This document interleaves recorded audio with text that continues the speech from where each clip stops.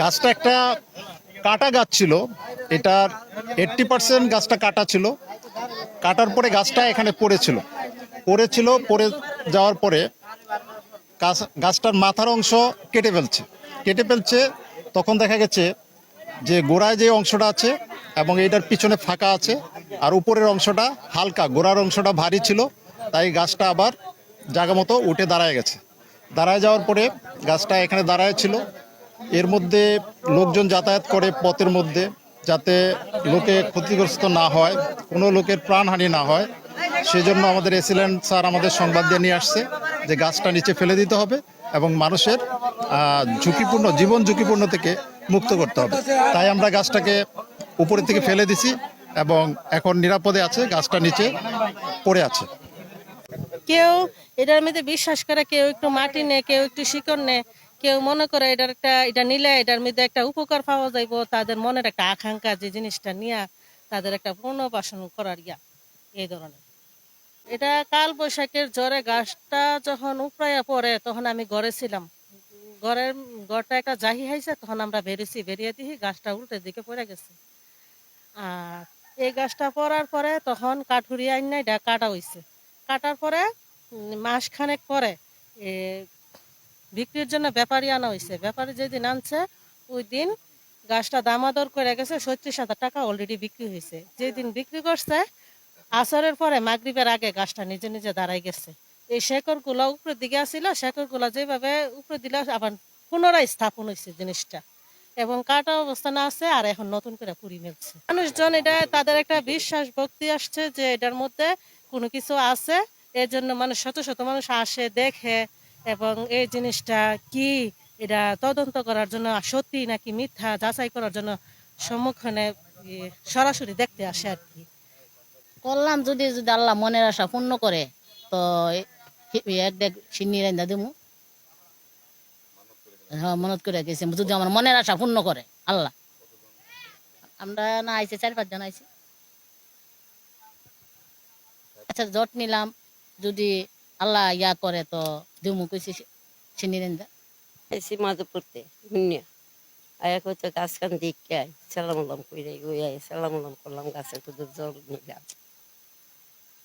আর যদি আশা পূর্ণ করে তে আল্লাহর রহমতে এক দেখছি নিরেন এখানে লইয়াম।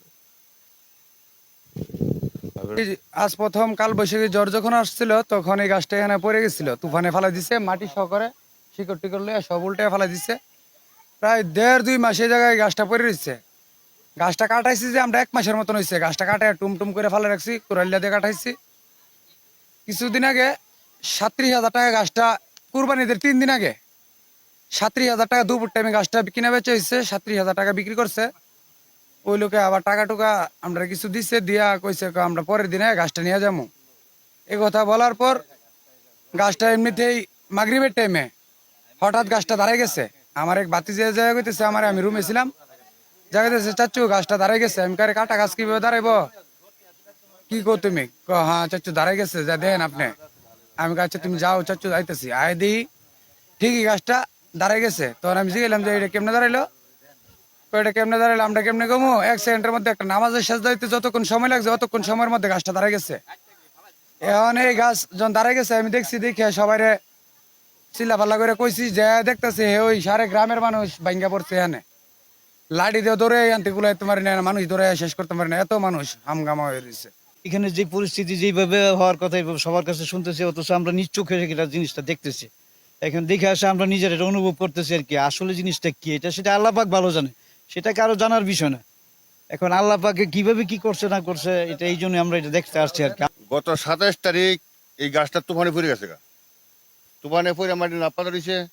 তারপর হেরা বাড়ির এই জমি দিল ওই বাড়ির হেরা কাটতে কইতেছে যে এটা কাইতে সরানো গেলে তাড়াতাড়ি।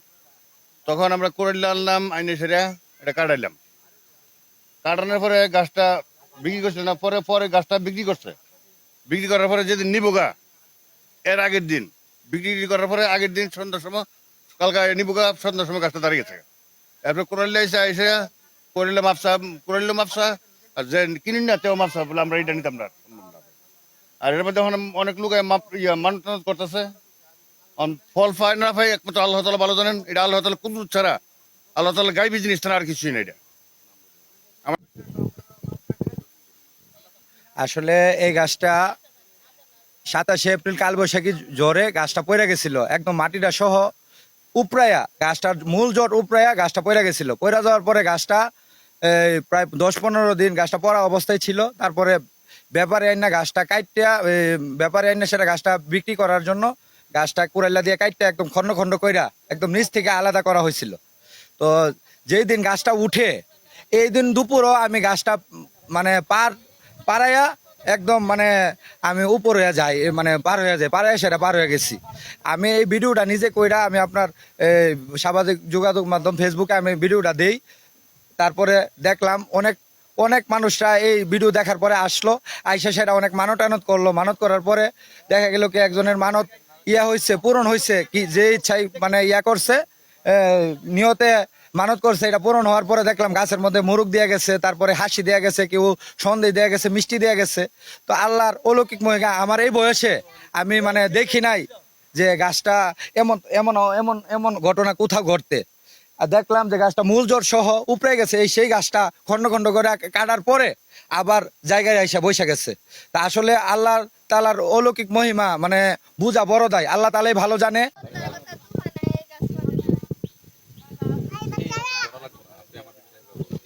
আমরা আমরা গাছটা এখানে হুতাইয়া ফালাইছে, ফেলার এই তুফানে পড়ার পরে গাছটা কাটতে লাইছে, কাটার পরে সেও দিছে, এটা সব কিছু দেওয়ার পরে গাছটাও কাটা হই। এরপরে হঠাৎ করে গাছটা আল্লাহর কুদরতে গাছটা জায়গাতে আয়ে পড়ছে, বুঝলি। এটা দেখার পরে তো আমরা সবাই অবাক হয়ে গেছি গা, এমনকি সবাই মানুষ আয়ে দেখতেছে। ঘটনাটা তো আমার দ্বারা খুবই কিছু আচানক ব্যাপার লাগে।